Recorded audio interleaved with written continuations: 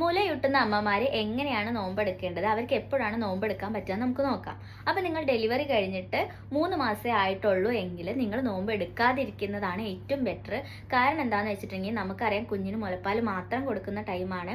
അതുകൊണ്ട് തന്നെ നമ്മൾ നോമ്പ് എടുത്തിട്ടുണ്ടെങ്കിൽ മുലപ്പാലിൻ്റെ അളവ് കുറയാനും, അതുപോലെ തന്നെ നിങ്ങൾ ഡെലിവറി കഴിഞ്ഞിട്ട് 3 മാസമേ ആയിട്ടുള്ളൂ, നിങ്ങളുടെ ബോഡിയിലെ മുറിവുകളൊക്കെ ഉണങ്ങി വരുന്നതേ ഉള്ളൂ. അപ്പോൾ ഈ ടൈമിൽ നിങ്ങൾ മാക്സിമം നോമ്പ് എടുക്കാതിരിക്കുക. കാരണം നിങ്ങളുടെ ബോഡി പ്രസവത്തിന് ശേഷം ഓക്കെ ആയി വരുന്നതേ ഉണ്ടാവുള്ളൂ. അതുകൊണ്ട് തന്നെ ഈ 3 മാസത്തിൽ നിങ്ങൾ നോമ്പെടുക്കാതിരിക്കുക. അപ്പോൾ നിങ്ങളുടെ കുട്ടി 6 മാസത്തിൻ്റെ താഴെയുള്ളതാണെന്നുണ്ടെങ്കിലും നിങ്ങൾ നോമ്പെടുക്കാതിരിക്കുന്നതാണ് കുറച്ചും കൂടെ ബെറ്റർ ആയിട്ടുള്ളത്. ഇനിയിപ്പോൾ നോമ്പ് എടുക്കുകയാണെങ്കിൽ തന്നെ നിങ്ങൾ ഓക്കെ ആണ്, നിങ്ങൾ ഫിസിക്കലി ഓക്കെ ആണെങ്കിൽ മാത്രം നോമ്പെടുക്കുക. ഇനി അങ്ങനെ നോമ്പ് എടുക്കുന്നവരാണെന്നുണ്ടെങ്കിൽ നിങ്ങൾ നോമ്പ് തുറക്കുന്നതിനും അതുപോലെ അത്താഴത്തിന് എണീക്കുമ്പോഴും ധാരാളം വെള്ളം കുടിക്കുക. അതോടൊപ്പം തന്നെ കൂടുതൽ ന്യൂട്രീഷ്യസ് ഫുഡുകളും നിങ്ങളുടെ ഇഫ്താറിൽ ഇൻക്ലൂഡ് ചെയ്യാൻ വേണ്ടിയിട്ട് ശ്രദ്ധിക്കുക.